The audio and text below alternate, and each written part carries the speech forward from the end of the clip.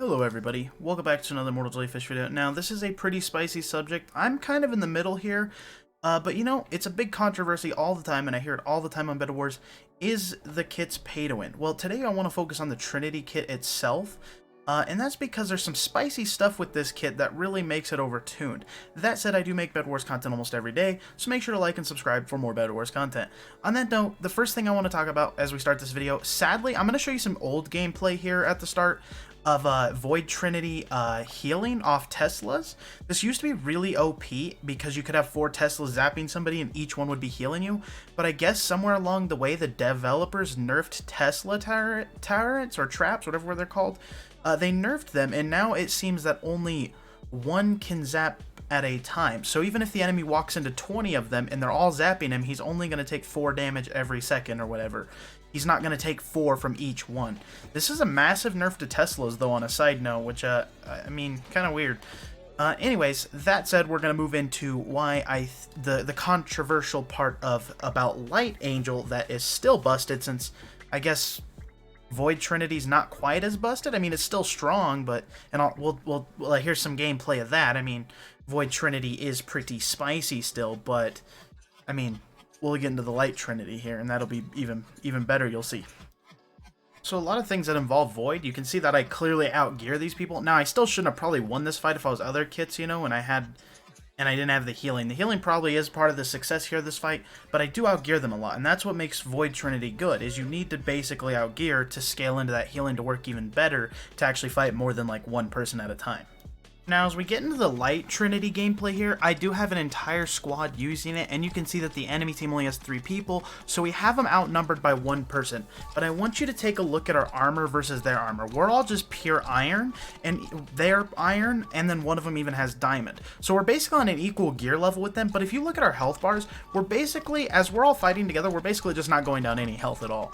We're basically immortal at this point with this equal gear and the healing from each of us healing the other one. We're basically just immortal like this. There's no stopping us. Now, as some of us fade away from the fight and chase down the enemies and stuff, you know, it weakens us up a bit. Now, this is a very niche scenario that Light Trinity, you'll have like 2 or 3 Light Trinities together, but with a set team and some communication, you could make this happen. Now, the biggest downside to Light Trinity is you're only strong around your teammates. So unless you're going to do like what you're seeing in this video of all of us being mobbed together and just becoming basically an immortal mob, you're gonna be rather weak alone. So, but yeah, I mean, just look at what Light Trinity can do to people when they're put together as a group. I mean, is this something that's balanced, or is this something that probably needs some fine tuning done to it? I don't know. I think Trinity is one of those kits where, like, if you nerf it too much, it's just gonna be a worthless kit and there'll be no reason to play it. I mean, you do have to get 3 kills to get the powers you have. And when you get those powers, is it fair to be as strong as you are? Or, I mean, if they nerf the healing, is the healing even going to be worth it? Because if you nerf in-combat healing to low enough where it doesn't give you, like, an extra hit or 2, there's no reason to play the kit. So, I mean, I think it's going to be a hard kit to balance out, to be honest, if they don't want this kind of stuff happening anymore. But it's a pretty solid kit. It is a spicy meatball, as people would say, and it's super fun. If you can get this pulled off, it's super fun to just, like, I don't know, it's kind of bad to be farming people because, you know, it's kind of rude because there's players behind those people who are trying to play the game and you're farming them. But you know, I had to do it to prove to you guys what I'm talking about. But yeah, on that note, let's hop into my opinions on whether Trinity kit is pay to win or not. So, is Trinity kit pay to win or not? Now, as somebody who owns every kit in the game now, you'd think I would say no. Like, I'm gonna jump right to no kits are pay to win.